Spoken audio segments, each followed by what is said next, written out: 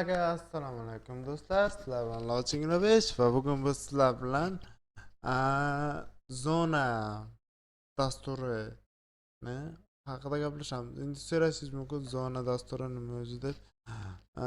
Zona dasturini men sizlarga ko'rsatishim mumkin. Mana zona dasturi.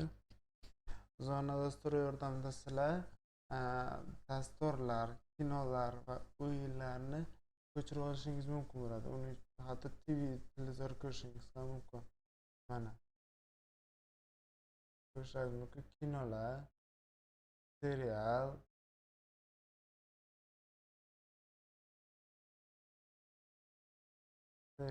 mana seriallar даже poyez berishingiz mumkin.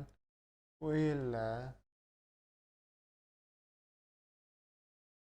mana har xil o'yinlar va xohlagan o'yiningizni kirib bu haqida ma'lumotlarni o'qib olishingiz yoki skachat yordamida faylni ko'chirib olishingiz mumkin. Bu yerda esa o'yin haqidagi ma'lumotlar, ya'ni parametri qancha, diskan qancha qanot qiladi va o'yinni rasmlari bo'ladi. Skachatni bossak, skachat qilishdan boshlanadi.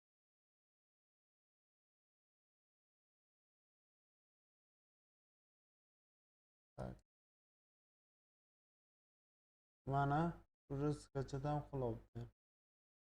Nima qilib skachat qilishingiz ham mumkin. Menga bu kerak emas, chunki bu o'yinni men o'ynash demak TV kanal yordamida mana har xil kanallarni, televideniye kanallarni ko'rishingiz ham mumkin.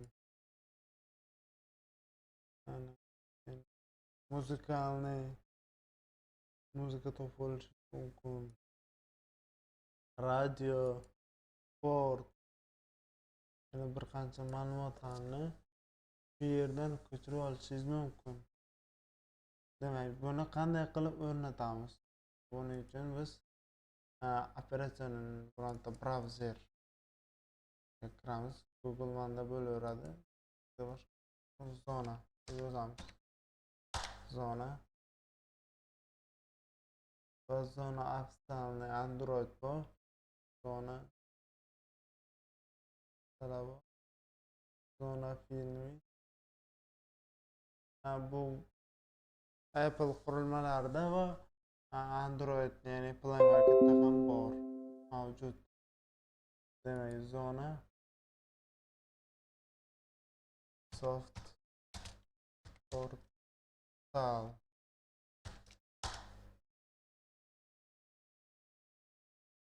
Mana skachat bitta bosib skachat qilishingiz mumkin. Mousedan qilishingiz mumkin. Mousedan qilib o'tirmayman, chunki menda bu dastur bor. Buguncha sizlarga o'rgatmoqchi bo'lgan narsam shu edi. Sizlar bilan Lochin 5 kanaliga podpiska bo'lib qo'ying va like tugmachasini bosishni unutmang. Sog' bo'ling, salomat bo'ling.